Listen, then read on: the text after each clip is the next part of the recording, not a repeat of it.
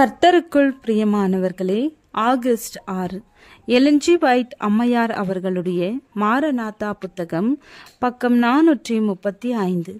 இன்றைய தியானத்திற்காக தெரிந்து கொள்ளப்பட்ட தலைப்பானது கிறிஸ்தவ பூரணத்துவத்தின் உயரத்தை எட்டிப்பிடித்தல். வசனம் எபேசியர் 3வது அதிகாரம் 20வது வசனம். நாம் வேண்டிக் கொள்ளுகிறதற்கும் நினைக்கிறதற்கும் மிகவும் அதிகமாய் நமக்குள்ளே கிரியை செய்கிற வல்லமையின்படியே நமக்கு செய்ய வல்லவராகிய அவருக்கு. தேவனை உங்களது பலனாக வைத்துக் கொள்வீர்களானால் மிகவும் அதைரியமூட்டும் சூழ்நிலைகளுக்கடியிலும் கிறிஸ்தவ பரிபூரணத்துவத்தின் நிறைவை அடைவது சாத்தியமே என்று போதிய அளவு சிந்திக்காதிருந்தாலும் கூட அத்தகைய பரிபூரணத்துவத்தின் நிறைவை மிகவும் ஏராளமாய் பெற்றுக்கொள்ளலாம். உங்களது சிந்தனைகள் உயர்வடையலாம். உங்களது நாட்டங்கள் மேன்மை உடையவைகளாகவும் சத்தியத்தை பற்றிய உள்ளார்ந்த சிந்தனைகளும் செயல்களுக்கான நோக்கங்களும் தெளிவாக இருக்கலாம். இவை கீழ்த்தரமான நோக்கங்களில் நின்று உங்களை உயர்த்தும். குணத்தின் பூரணத்துவத்தை அடைவதற்காக சிந்தனை, செயல் ஆகிய இரண்டுமே அவசியமாகும். உலகத்தோடு தொடர்பு கொள்ளத்தக்கதாக நீங்கள் கொண்டு வரப்படும் போது மனிதரின் பாராட்டுதலை ஆர்வத்தோடு நாடாமலும் அவர்களது நன்மதிப்பிற்காக வாழாதபடியும் நீங்கள் கவனமாக இருக்க வேண்டும். தாழ்மை என்னும் கிருபையை பேணி வளர்க்க வேண்டும். உங்களது உதவியற்ற ஆத்மாக்களை கிறிஸ்துவின் மீது பற்றி கொண்டிருக்கும்படியாக செய்ய வேண்டும்.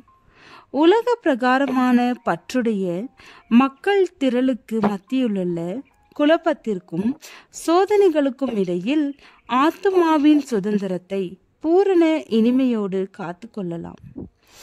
ஒவ்வொரு நாளும் தேவனோடு ஆன்மீக உறவு கொள்வீர்களானால் அவர் என்ன தகுதியை வைத்திருக்கிறாரோ அதை நீங்கள் மனிதருக்கு கொடுப்பீர்கள். துன்பம் அனுபவிக்கின்ற மானிட இனத்தை ஆசீர்வதிப்பதற்காக உங்கள் மீது வைக்கப்பட்டிருக்கும் கடமைகளை விருப்பத்தோடு ஏற்றுக்கொள்ள முன் வருவீர்கள். நீங்கள் உங்களுக்கு சொந்தமானவர் அல்ல.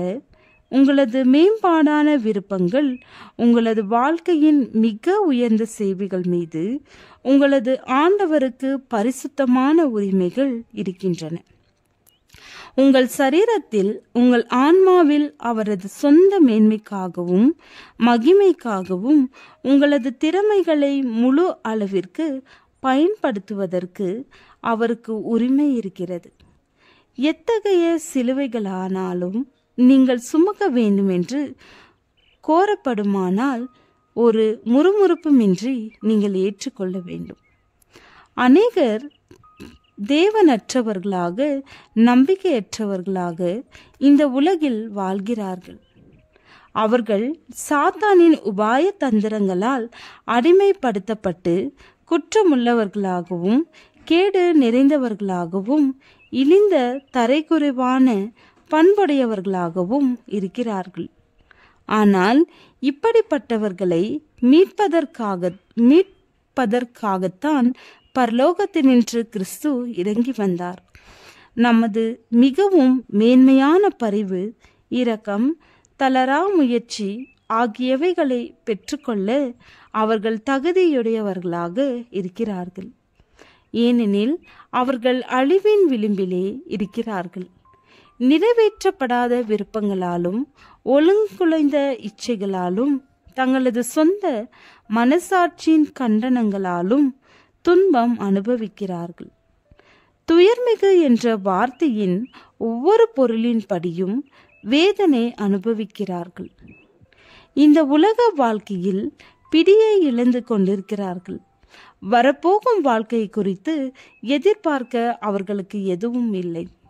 உங்களுக்கு ஊழியம் செய்வதற்கு முக்கியமான பணித்தளம் ஒன்றிருக்கிறது. நீங்கள் சுறுசுறுப்பாகவும் விழிப்புடையவர்களாகவும் எஜமானின் அழைப்பிற்கு முற்றிலுமாக கீழ்ப்படிய வேண்டும். ஜெபம். அன்பின் தேவனே, எங்களுடைய தீர்மானங்களை உள்ளளவும் நிறைவேற்றவும் நிலைத்திருக்கவும் கிருபை தாரும். ஆமேன்.